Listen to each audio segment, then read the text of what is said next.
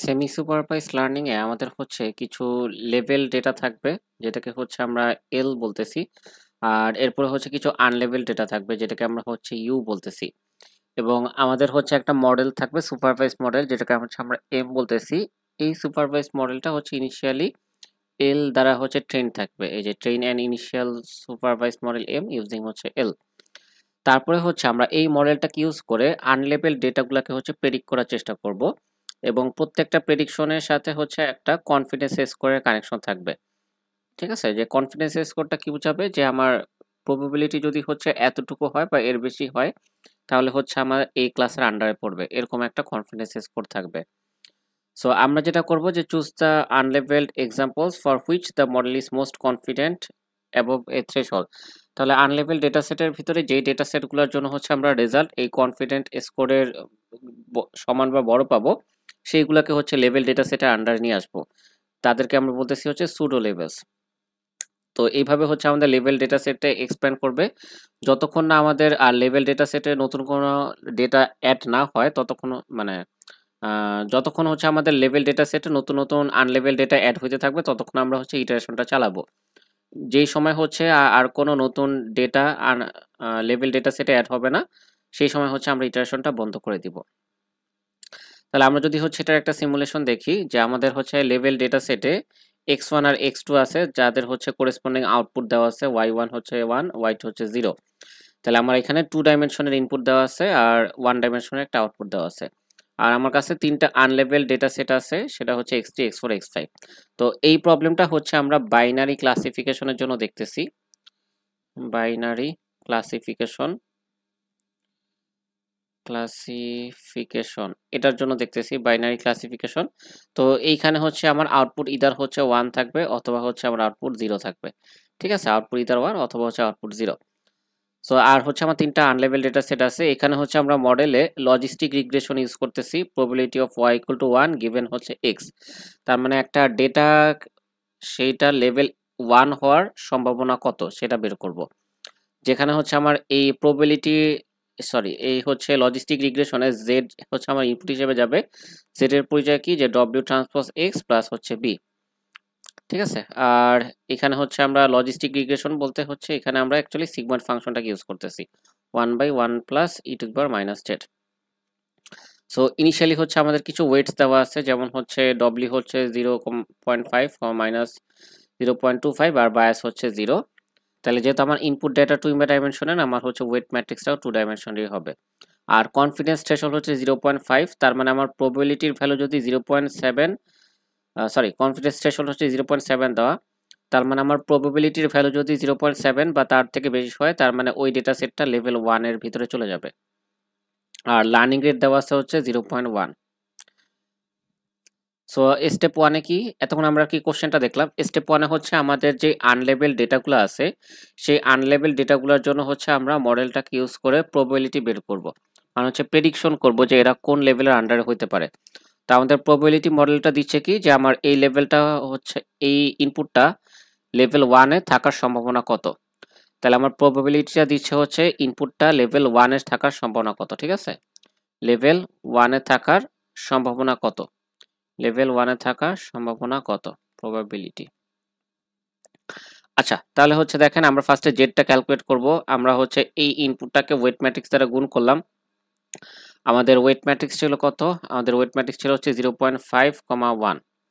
আমাদের wait matrix ছিল হচ্ছে 0.5, হচ্ছে মাইনাস 0.25, এটা ছিল ওয়েট ম্যাট্রিক্স। আর বায়াস বি ছিল হচ্ছে 0। তাহলে আমাদের ইনপুট x3 হচ্ছে 1,0, তাহলে 0.5 এর সাথে হচ্ছে 1 গুণ হইলো, আর মাইনাস 0.25 এর সাথে হচ্ছে 0 গুণ হইলো, প্লাস হচ্ছে বায়াস b আসলো। সেখান থেকে আমরা z এর ভ্যালু পেলাম হচ্ছে এটা। সো আমরা হচ্ছে এই ইকুয়েশন ফলো করে এই স্টেপটা বের করছি। দেন হচ্ছে এটাকে আমরা সিগময়েড ফাংশনের ভিতরে পাঠাইলে আমরা হচ্ছে প্রবাবিলিটি এরকম পাই। তো সেম কাজটা আমরা হচ্ছে x4 এই ইনপুটটার জন্য বের করলাম, x5 এই ইনপুট বা এই ডেটাটার জন্য বের করলাম। তাহলে x4 এর জন্য পাইলাম হচ্ছে প্রবাবিলিটি 0.73, আর x5 এর জন্য পাইলাম প্রবাবিলিটি 0.32। এখন আমাদের হচ্ছে একটা থ্রেশহোল্ড দেওয়া ছিল, যে আমার লেভেল 1 হবে সেটার কনফিডেন্ট স্কোর কত, যেহেতু আমরা এই প্রবাবিলিটি নির্দেশ করতেছে লেভেল 1 এ থাকার সম্ভাবনা। তাহলে আমার লেভেল 1 হবে, সেটার কনফিডেন্স স্কোর হচ্ছে 0.7। যদি আমার প্রবাবিলিটি 0.7 বা তার থেকে বেশি হয়, তার মানে সেটা লেভেল 1 এ পড়বে। যদি এর থেকে কম হয় তাহলে সেটা স্টিল আনলেভেল ডেটার ভিতরেই থাকতেছে। তাহলে এই দেখেন, এই যে আমরা তিনটা প্রবাবিলিটি পাইলাম, এই তিনটা প্রবাবিলিটি যদি কম্পেয়ার করি, তার মানে হচ্ছে তাইলে দেখতেছি শুধু x4 এর জন্য আমার প্রবাবিলিটিটা থ্রেশহোল্ডকে ক্রস করতেছে। তাহলে x4টাকে আমরা হচ্ছে y লেভেলিং করলাম 1 দ্বারা, এটাকে বলতেছি হচ্ছে সুডো লেভেল। x4 এর লেভেলিং করলাম হচ্ছে 1 দ্বারা, বাকিগুলো হচ্ছে অ্যাজ ইট ইজ আনলেভেল ডেটা সেটে থেকে গেল।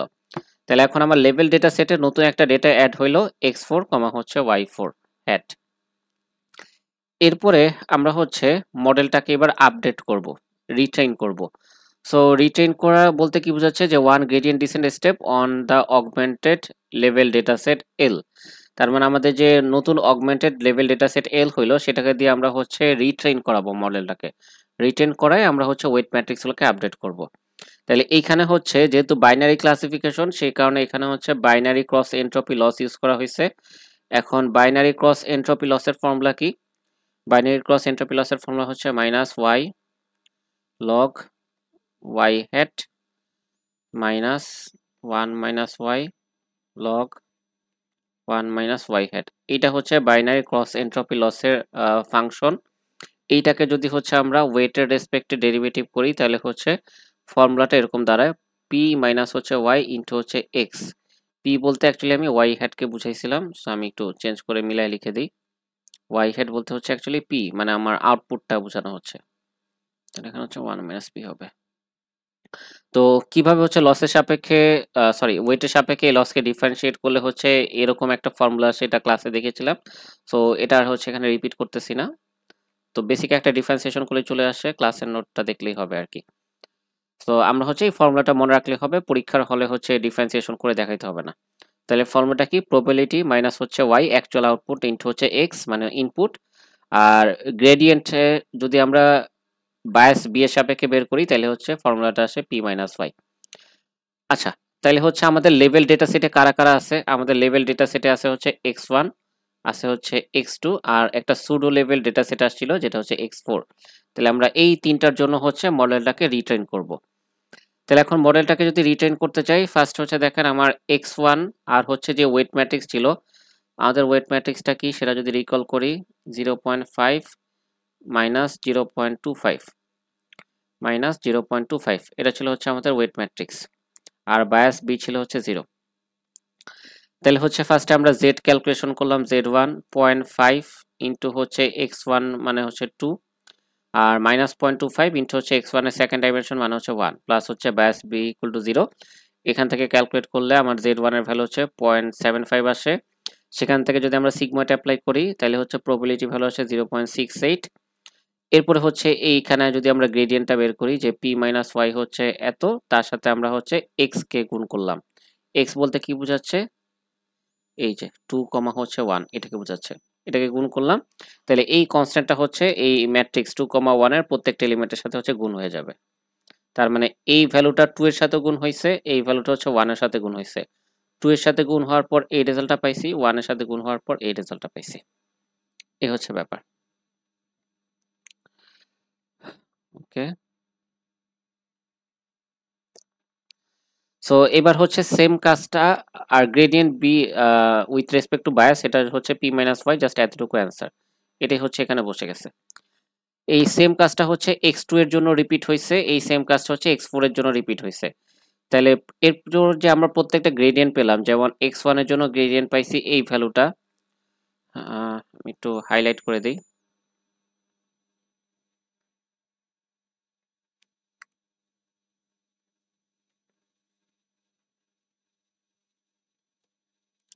x1 এর জন্য হচ্ছে গ্রেডিয়েন্ট পাইছি এই ভ্যালুটা,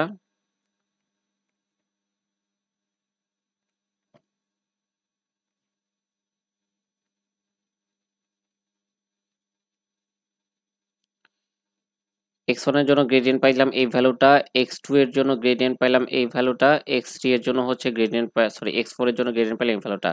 তাহলে এই যে আমাদের তিনটা লেভেল ডেটা, এই তিনটার জন্য যে গ্রেডিয়েন্টগুলো পেয়েছি, সেই গ্রেডিয়েন্টগুলাই হচ্ছে এখানে যোগ করা হয়েছে। সেই গ্রেডিয়েন্ট তিনটা যদি আমরা যোগ করি, তাহলে হচ্ছে গ্রেডিয়েন্ট ম্যাট্রিক্সটা ফাইনালি এরকম পাচ্ছি। তিনটা ভ্যালু যদি আমরা যোগ করি, ঠিক আছে, এখানে হচ্ছে যে ফার্স্ট কম্পোনেন্ট গুলো আলাদা যোগ করে দেখানো হয়েছে, তারপরে সেকেন্ড কম্পোনেন্ট গুলো আলাদা যোগ করে দেখানো হয়েছে। যোগ করার পর ফাইনালি হচ্ছে আমরা এই ম্যাট্রিক্সটা পাচ্ছি। আর gradient with respect to bias যেগুলো আছে, একটু কালার চেঞ্জ করি। Gradient with respect to bias, যেমন হচ্ছে x1 এর জন্য বায়াসের গ্রেডিয়েন্ট এটা, x2 এর জন্য হচ্ছে বায়াসের গ্রেডিয়েন্ট এটা, আর x4 এর জন্য হচ্ছে বায়াসের গ্রেডিয়েন্ট এটা। সিমিলারলি হচ্ছে আমরা বায়াসের গ্রেডিয়েন্ট গুলোকেও যোগ করব। বায়াসের গ্রেডিয়েন্ট গুলোকে যোগ করলে হচ্ছে রেজাল্টটা পাচ্ছি এরকম, এই যে এরকম একটা রেজাল্ট পাচ্ছি। ফাইনালি হচ্ছে আমরা ওয়েট ম্যাট্রিক্স গুলোকে হচ্ছে আপডেট করব। তাহলে আপডেট রুলটা কি, যেটা হচ্ছে আমরা ওই যে নিউরাল নেটওয়ার্ক পড়ার সময় দেখছিলাম, w মাইনাস ইটা ইনটু হচ্ছে derivative of loss with respect to weight. So এভাবে হচ্ছে আমাদের আপডেট রুল অনুযায়ী আমরা হচ্ছে ওয়েট ম্যাট্রিক্স গুলোকে আপডেট করব। তাহলে আমাদের নতুন ওয়েট ম্যাট্রিক্স হচ্ছে এরকম, যে পূর্বের ওয়েট ম্যাট্রিক্স মাইনাস ইনটু হচ্ছে ইটা ইনটু হচ্ছে আমাদের নতুন ওয়েট ম্যাট্রিক্স। ঠিক আছে, মানে সরি, ইটা ইনটু হচ্ছে গ্রেডিয়েন্ট এটা, এই যে মাইনাস ইটা ইনটু হচ্ছে গ্রেডিয়েন্ট। সো ইটা ইনটু গ্রেডিয়েন্ট এটার ভ্যালু হচ্ছে আগে ক্যালকুলেট করে রাখা হয়েছে এখানে, এরপরে হচ্ছে ডিরেক্টলি এখানে মানটা বসায় দেওয়া হয়েছে। তো সিমিলারলি হচ্ছে আমরা বায়াসটাকে আপডেট করলাম। তো রিটেইন করার পর আমাদের নতুন ওয়েট ম্যাট্রিক্স হচ্ছে এটা, এবং আমাদের নতুন বায়াসের ভ্যালু হচ্ছে এটা। আগে হচ্ছে বায়াসের ভ্যালুটা ছিল 0, আগে বায়াসের ভ্যালু ছিল, এখন হচ্ছে আপডেটেড বায়াসের ভ্যালু হচ্ছে এটা।